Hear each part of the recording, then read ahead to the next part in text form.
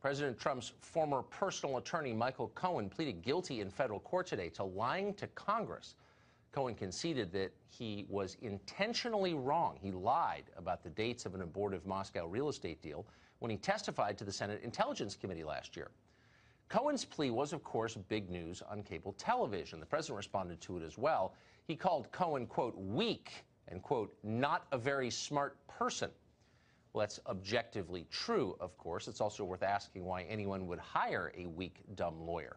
Someday we'll get to the bottom of that. But for now, let's consider what we have just learned about how Washington works. Apparently, it's now an enforceable felony to lie to the U.S. Congress. On one level, that is good news. We should take our own laws seriously. Functional countries do that. Nations in decline set up sanctuary cities and ignore their own borders. Nor is it implausible that Michael Cohen might have broken this law or really any other law. Nobody who knows him is shocked by the allegation. If Cohen was accused of running a cannibalism ring, you'd have to at least take the charge seriously. Anything is possible with that guy. So 3 cheers for law and order. The problem is, if you're going to enforce statutes, you have to enforce them fairly and evenly. The law has to apply to everyone. Otherwise, it's not really the law. It's a political weapon. Michael Cohen is facing 5 years in prison for telling Congress something that he knew was false. How often does that happen in Washington? If you watch C-SPAN, you know the answer. Constantly. All the time. There are almost never consequences, by the way. According to one study, between the Second World War and 2007, a total of only 6 people were convicted of lying to Congress. 6 people in 60 years. In other words, the law is not enforced, and that's why people break it so often. Watch this sworn testimony from 2013. This is not someone you haven't heard of. This is the then Director of National Intelligence, Jim Clapper, assuring the Congress under oath that the NSA absolutely does not spy on American citizens. Does the NSA collect any type of data at all on millions or hundreds of millions of Americans? No, sir. It does not. Not wittingly. Yeah. Clapper lied. He's a liar. There's no debate about that. And yet he wasn't charged for lying under oath. In fact, Clapper got richer after he retired. CNN hired him as an analyst. Pretty much the same thing happened to Jim Comey, the former FBI director. In 2017, Comey claimed, again under oath, that he had never been an anonymous source for news stories while he worked at the FBI. Watch him tell that lie to the Congress. Director Comey, have you ever been an anonymous source in news reports about matters relating to the Trump investigation or the Clinton investigation? Never.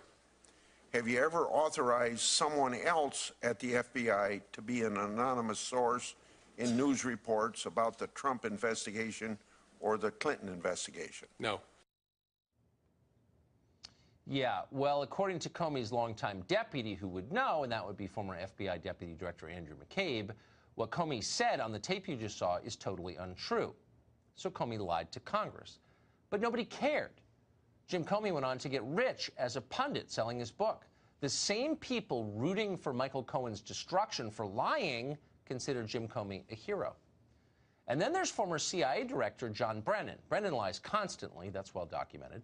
In 2011, for example, Brennan claimed that drone strikes overseas had never, to his knowledge, killed a single non-combatant. That was a total crock. In 2014, Brennan lied and said the CIA had not broken into the computers of Senate staffers. And then last year, under oath before Congress, Brennan said this. Do you know if the Bureau ever relied on the Steele dossier as part of any court filings, applications, petitions, pleadings? I have no awareness. Did the CIA rely on it? No. It was not in any way used as a basis for the intelligence community assessment that was done. Yeah, that's a total lie, a flagrant lie, and a significant one about something that affects the life of this country. And yet, you know how the story ends? Brennan was never charged with a felony for lying to the Congress. In fact, just the opposite. Washington rewarded him.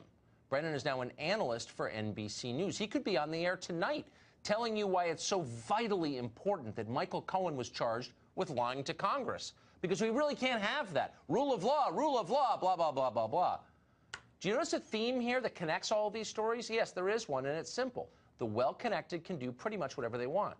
They can lie to the Congress with impunity, and they do. They can lobby for foreign governments without bothering to register, and they do. If they're rich enough, they can even, I don't know, molest children without being seriously punished. Ask Jeffrey Epstein. He did that. None of this, by the way, is a defense of Michael Cohen. That guy's a creep. He may very well wind up in jail. But if Cohen does wind up in jail, let's hope he's just the first in a long series of prosecutions.